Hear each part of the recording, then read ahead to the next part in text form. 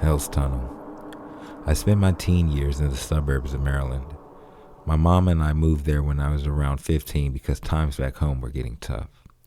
She used this as an opportunity for a change of pace, and we ended up moving to Maryland with my aunt until we can get back on our feet. The environment was completely different than what I was used to. I had come from a big city where people were more numbers than actual human beings. At least that's what it felt like. Whereas here in our new home of Maryland, it was a quiet and quaint place, and everyone seemed to know and trust their neighbors. The local high school I would attend would have a blend of kids I had never been around, and I slowly met new friends and started to hang out on weekends. One of the buddies in particular didn't live too far from me, and we would often walk and meet up to go to each other's house and hang out, play video games, and surf the web. 2007, the good old days. So anyway, Mike and I, my buddy's name, decided to meet up that night. We would meet at the halfway point, which was a big main road by our house. From there, we would walk back to Mike's place. Little did we know, we would have to run for our lives. After we met up, we set off down the dark road we'd like to call Hell's Tunnel. My side of that same road was very well lit, but across the main road on his side was a little more rural, to say the least, and a lot more dark. But we have walked this road many times, day and night, so we were pretty much used to it. About a quarter mile into the walk down Hell's Tunnel, we're chatting and laughing when Mike looks behind him, just staying aware, I assume. I continue talking, but out of my peripherals, I keep noticing him look back. "Yo, what's wrong with you? Why you keep looking back?" I asked. He said quietly, "Was anyone behind you on your way here?" I said no. It was 11 p.m. at night, and like I mentioned earlier, we lived in the sticks, basically not much traffic after 8 kind of a place. I looked back to confirm if my friend was crazy or not. Unluckily for us, he was not seeing things. I too could make out a shadowy figure seemingly gliding towards us. At this point, we both are turned facing the thing, and it is ever so persistently moving towards us. It didn't seem to be taking steps, and the true form of a moving person never came into view. The best way to describe it was like a 6'5" man standing upright, with his hands at his side coming forward without taking steps. Me and Mike both looked at each other in disbelief. We looked back at the silent entity now only about 30 yards away. Overcome with fear, we did a full-blown about face and sprinted the rest of the 3/4 mile stretch. We never looked back, afraid of what we might see lay in wait. We jogged down the main entrance into his community, and we didn't start walking again until we entered his court. That night we stayed up talking about what the hell that could have been. That part of Maryland has a lot of rich history, so who knows what or who that could have been.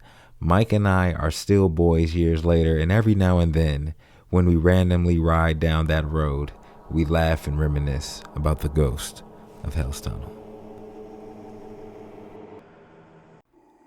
Haunting in Appalachia.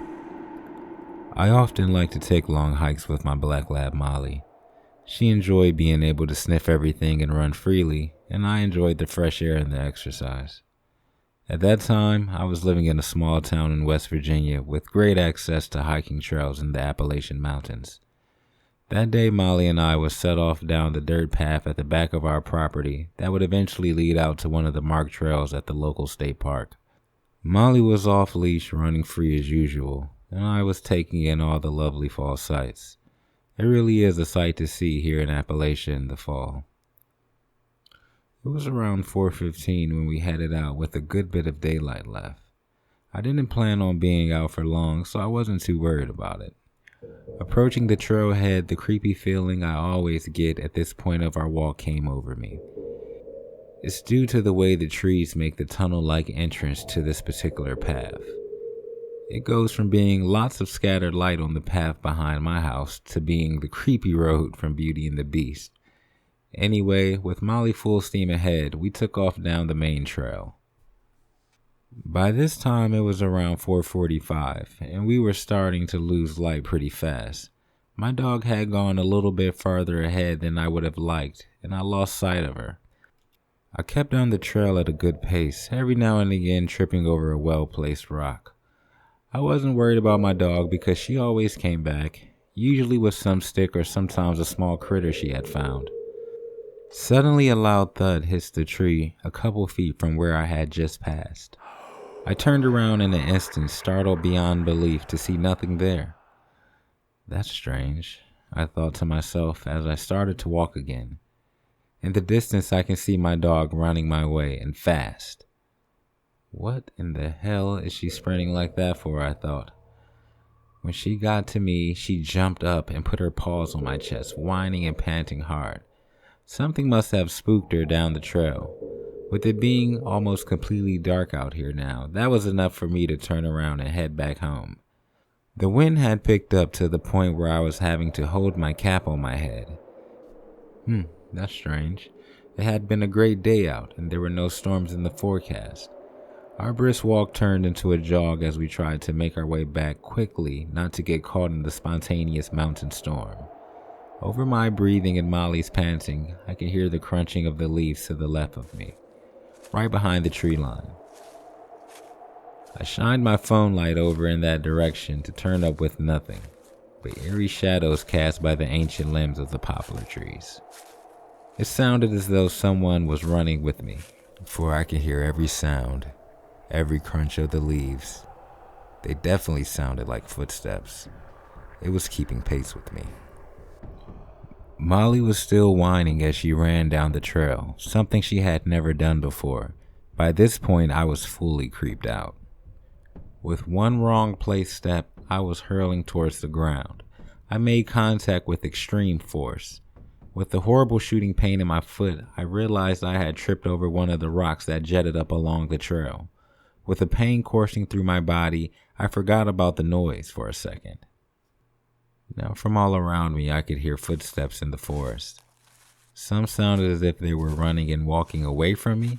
Others were coming right towards me. I remember the air being cool and crisp as it blew over me. I sat up on the trail to get my bearings. I was so entranced by the sounds of the crunching leaves around me and the sheer sense of panic that had come over me. I had not realized that my dog was barking in my face, wanting me to get up and keep moving. I made my way back to my feet and jogged the best I could with Molly to the old path that led back to our place. Once we made a left off of that trail, the steps following us immediately stopped. Halfway down the dirt path, I could see the lights from my house in the distance, and I began to walk. By the time I reached my backyard, I wanted to crawl, realizing I had probably broke my toe back there on that rock. The next day I would go to the hospital, and sure enough, my big toe was broken. I was living in West Virginia for work and would be relocated 6 months after that incident. The winter came and went, and Molly and I never went back down that trail again. By the time the weather had broke, it was spring, and we were off to our new location in Texas. The Hallway Spectre. Luckily for me, most of my scary stories were from my younger years. When I was a young boy, my mother used to send me down south to stay with my grandmother and my aunts for the summer. We would take long road trips from Detroit, Michigan down to the backwoods of Vicksburg, Mississippi. It would take the whole day, but I was always excited to see my family and play with my cousins. I was in middle school at this time in particular, maybe about 12 or 13. When we got there, Grandma would show me to my room, and that would be my hub for the summer. The only thing I did not like about her house was that it was at least 100 years old. And this was in the 80s. Very creepy to say the least. My first night there went by fast. Maybe too fast. Maybe due to all the running around and eating I was doing. I would awake the next morning to my mom giving me a hug saying she loved me, and she would be back in August. Blah, blah, blah. Things I had all heard summer and summer before. I knew the routine by now. She would back out the driveway and head down the old gravel road. I would get my day started with the great breakfast provided by my grandma. That day would be followed up with chores and then riding bikes on the dirt paths on the farm with my cousins. By the time I settled down that night, I was beat and fell asleep very easily. I awoke in the darkness with only a slight bit of moonlight peeking through the old tattered curtains. Something had pulled my right leg, and hard at that, to the point where I was almost laying diagonal in my bed. I peered around in the darkness. heart in my throat, scared to sit up and do a proper inspection of the place. The room seemed to be empty, but something felt off. The room felt abnormally cold. Mind you, this is a 100-year-old home in late June with no AC. I readjusted myself and pulled the covers basically up to my eyes. I wanted to run into my grandmother's room, but I knew my brother and my cousin would hear about it in the morning, and then they would make fun of me. Slowly, I started to drift back to sleep. The next day when I woke up, my cousin noticed I had a bruise on my leg in the shape of a weird print. Immediately, I started to feel weird after remembering the encounter that happened to me last night. I'll never forget how scared I felt the rest of that day. I did my usual chores during the daytime and hung out on the porch the rest of that evening. Anywhere was better than being in that house at the moment. I didn't hardcore believe in ghosts or anything at that age, but I was still pretty young and could be creeped out easily. Night fell and soon it was time for bed. Reluctantly, I laid there, eyes peeled for the first sign of movement, but eventually I drifted off, not being able to fight the sleep any longer. I awoke to a smell. A smell that was so vile, immediately I started to cough and gasp for air. Gas leak, I thought? Right as I sat up in my bed, I heard it. Chains rattling, seemingly coming from the end of the hallway. They sounded like they were clanking and dragging along the floor. They grew ever louder, moving down the hallway like a slow procession. My entire being was filled with fear, as I surely thought this would be where I met my end. Now the sounds of the chains were right outside of my door. I braced for the worst. The smell had grew so strong my eyes had begun to water. My door slowly swung open.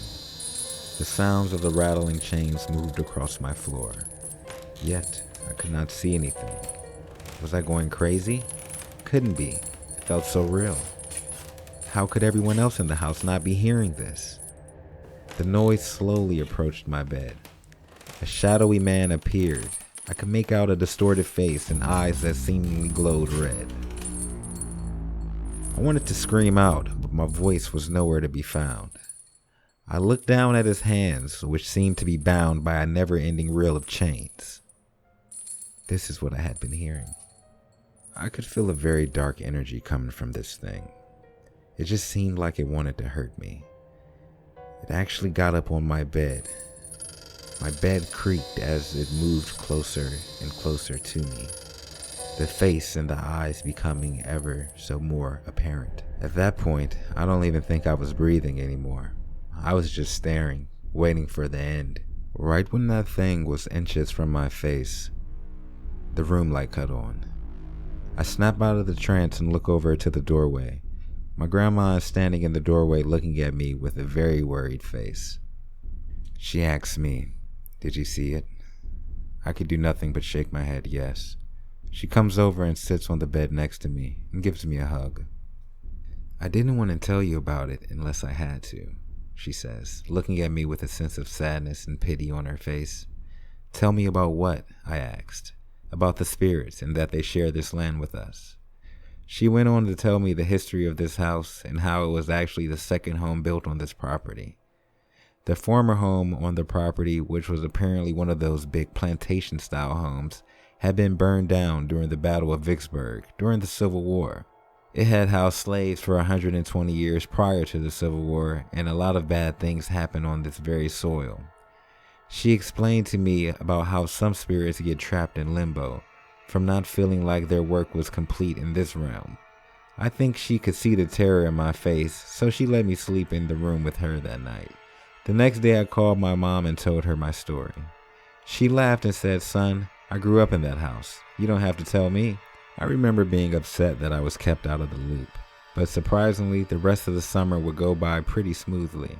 We always joke that since maybe I was 13 that year, it had to put me through some sort of initiation.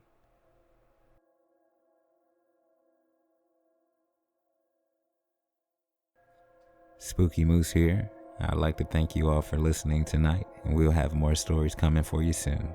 Please like, subscribe, and share. Thank you.